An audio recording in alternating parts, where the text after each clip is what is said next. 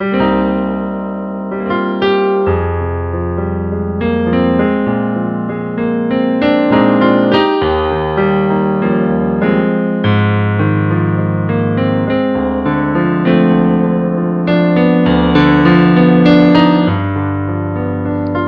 celui qui n'est pas musulman, animiste, bouddhiste, témoin de Jéhovah, se dit chrétien. Mon frère, tu te dis chrétien parce que tu es membre d'une église. Tu dis que tu es chrétien parce que tu es baptisé, confirmé. Tu dis que tu es chrétien parce que tu as fait une école de théologie ou une école biblique. Tu dis que tu es chrétien parce que tes parents sont chrétiens. Tu dis que tu es 100% catholique ou 100% protestant ou 100% baptiste ou 100% évangélique ou même 100% pentecôtiste. Tu dis que tu es chrétien parce que tu as reçu tous les sacrements. Tu dis que tu es chrétien parce que tu donnes tout ton argent à l'église. Tu dis que tu es chrétien parce que le pasteur dit que tu es un bon chrétien. Tu dis que tu es chrétien parce que tu chantes à la chorale.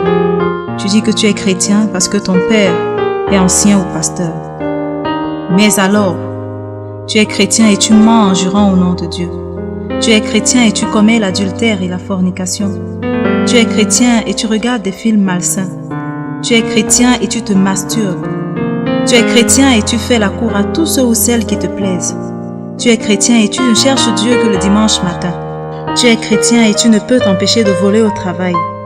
Tu es chrétien et tu es connu comme bagarreur dans ton quartier. Tu es chrétien et tu es connu comme querelleuse dans ton entourage. Tu es chrétien et tu insultes tout le monde. Tu es chrétien, c'est sûr, et tu consultes les marabouts et les magiciens. Tu es chrétien et tu vas au village vénérer les crânes de tes parents ou laver la malchance. Tu es chrétien et tu frappes ta femme tous les soirs, très romantique. Tu es chrétien et tu te vantes du nombre de bouteilles d'alcool que tu peux boire. Tu es chrétien et tu fais partie d'un cercle d'influence, Rose-Croix, franc-maçonnerie, Rotary Club, Lance Club et j'en passe. Tout simplement parce que tu es assoiffé d'argent et de pouvoir. Oui, tu es chrétien et tu prends plaisir à faire ces choses et à les refaire chaque jour sans regret. D'autant plus que le soir avant de te coucher, ou plus fort encore dimanche matin, tu vas demander pardon à Dieu pendant le culte. Et il va te pardonner parce que la chair est faible, mais l'esprit est disposé. Soyons sérieux. Dieu est-il devenu notre jouet? Crois-tu vraiment que le ciel est une poubelle où n'importe qui peut entrer? Crois-tu que Dieu te demanderait une carte de baptême à la porte du ciel? Crois-tu que Dieu comparera tes bonnes actions avec les mauvaises avant de décider de ton entrée au ciel? Crois-tu que Jésus est mort à la croix pour que nous continuions de pécher? Écoute un peu ceci. La Bible dit que tout homme naît pécheur et séparé de Dieu. Romains 3, verset 28. La Bible affirme que Dieu est saint et a en horreur le péché. Et que le salaire du péché, c'est la mort. Romains 6, verset 23. Elle déclare encore que nous sommes sauvés de l'enfer par pure grâce au moyen de la foi, et non par nos œuvres, afin que nul ne prenne la gloire de Dieu. Éphésiens 2, versets 8 à 9. Cela veut dire que quelle que soit ta bonne conduite, ta morale, ta philosophie de vie, pour Dieu tu es mort.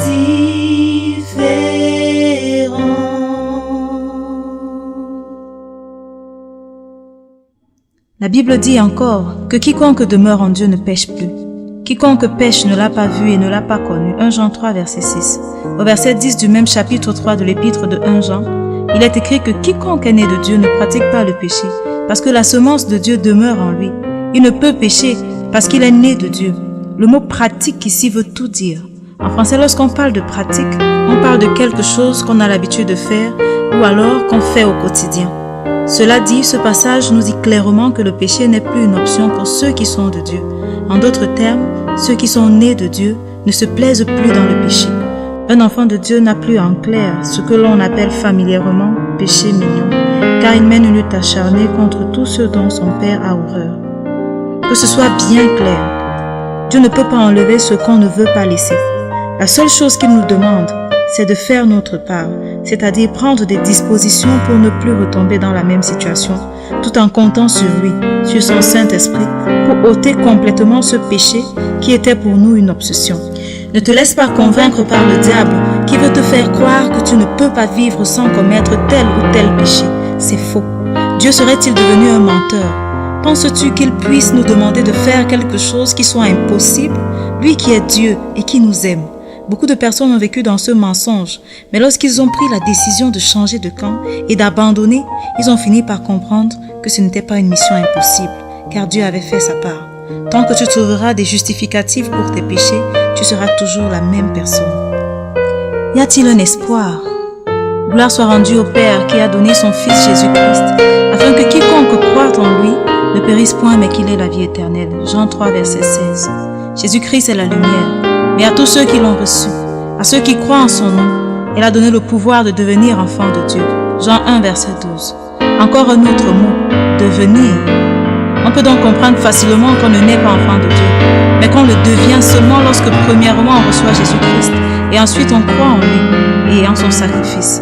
Cela dit, avant ça tu n'es qu'une simple créature de Dieu, à la différence que tu es fait à son image. Un chrétien est par définition celui qui vit comme Jésus-Christ, celui qui a Jésus-Christ pour modèle. Jésus lui-même a dit à ses disciples qu'un bon arbre ne peut produire de mauvais fruits et qu'un mauvais arbre non plus ne peut produire de bons fruits. C'est à leurs fruits que vous les reconnaîtrez. Ta religion ne te sauve pas. Jésus-Christ seul le peut. Si tu veux devenir un vrai chrétien, un enfant de Dieu, voici 3 démarches à suivre maintenant. Premièrement, confesse tous tes péchés à Dieu en lui disant que tu regrettes de les avoir commis. Deuxièmement, demande à Jésus-Christ de venir habiter dans ton cœur aujourd'hui et dis-lui que tu acceptes de faire de lui ton maître, ton Seigneur et ton Sauveur. Selon qu'il dit lui-même dans Apocalypse 3, verset 20, « Voici, je me tiens à la porte et je frappe. Si quelqu'un entend ma voix et ouvre la porte, j'entrerai chez lui, je souperai avec lui et lui avec moi. » Troisièmement, repens-toi de tes mauvaises voies en changeant de conduite. Tout ceci, bien entendu, se fera dans une prière que tu diras avec foi et sincérité, car sache qu'il te sera fait selon ta foi. Aussi, Dieu ne regarde pas à la longueur de ta prière ou à la beauté des phrases ou encore à l'agencement des mots, mais à l'attitude de ton cœur lorsque tu lui demandes d'entrer et de faire de toi son enfant. Sache que Jésus-Christ est fidèle et il entrera comme il l'a promis. Il n'est pas un Dieu pour mentir. En entrant, il te baptise du Saint-Esprit, car lui seul a ce pouvoir de te baptiser du Saint-Esprit. Jean-Baptiste pouvait encore dire « Moi je vous baptise d'eau, mais celui qui vient est plus puissant que moi. Lui, il vous baptisera de Saint-Esprit et de feu. » La Bible dit encore que si tu confesses de ta bouche le Seigneur Jésus, et si tu crois dans ton cœur que Dieu l'a ressuscité des morts, tu seras sauvé. Romains 10, versets 9 à 10. La Bible nous enseigne que la mort de Jésus sur la croix a effacé toute la condamnation qui était sur toi. Il s'est fait malédiction pour que tu hérites du royaume des cieux. Si quelqu'un est en Christ, il est une nouvelle créature. Les choses anciennes sont passées. Voici toutes choses sont devenues nouvelles. 2 Corinthiens 5, verset 17.